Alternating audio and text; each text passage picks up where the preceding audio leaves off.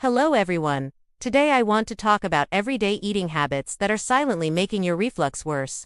You might be avoiding spicy foods and citrus, but some seemingly innocent habits could be sabotaging your digestive comfort. Let me start with something we've all been told is healthy: eating large salads for lunch.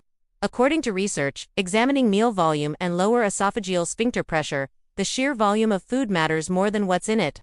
When you pile your plate high with even the healthiest greens, you're creating mechanical pressure that pushes acid upward. A study on meal size and reflux frequency found that participants who ate smaller, more frequent meals experienced significantly fewer reflux episodes. Think of your stomach like a water balloon. The more you fill it, the more pressure builds. Here's another one: drinking too much water with meals.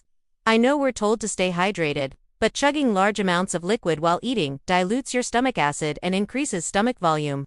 Research on gastric distension shows this creates the perfect storm for reflux.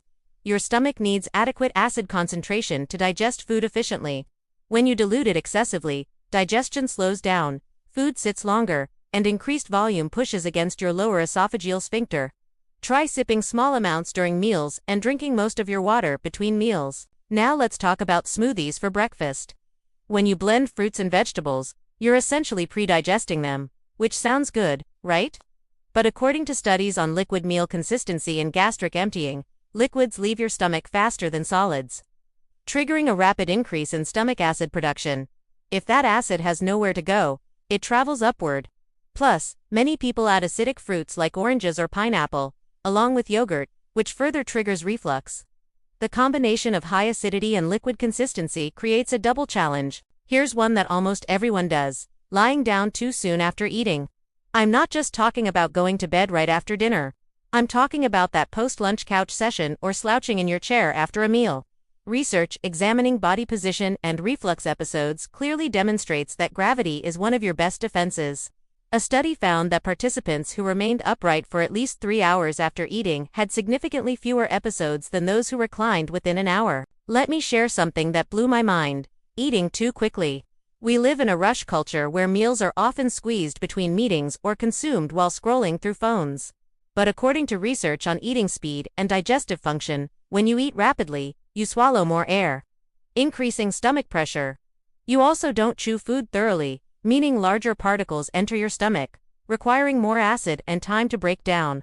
A study examining chewing patterns found that people who chewed thoroughly and ate slowly produced less stomach acid and experienced fewer reflux symptoms. Here's another innocent habit: late-night snacking, even if it's healthy. I'm talking about that apple before bed, that handful of nuts, or that small bowl of oatmeal. Research on circadian rhythms and digestive function shows that your digestive system slows down significantly in the evening. A study tracking reflux symptoms found that eating within 2 to 3 hours of bedtime dramatically increased nighttime reflux episodes, regardless of what was eaten. When you lie down with food still in your stomach, you're removing gravity from the equation. Let's talk about tight clothing. Wearing belts, high-waisted jeans, or compression wear around your midsection might seem unrelated to reflux. But research on intra-abdominal pressure tells a different story. When you compress your abdomen externally, you're literally squeezing your stomach, pushing its contents upward.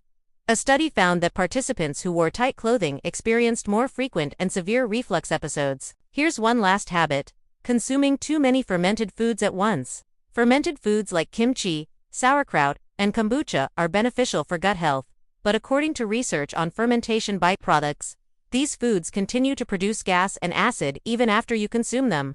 If you're eating large portions of multiple fermented foods in one sitting, you're creating excess gas production in an already acidic environment.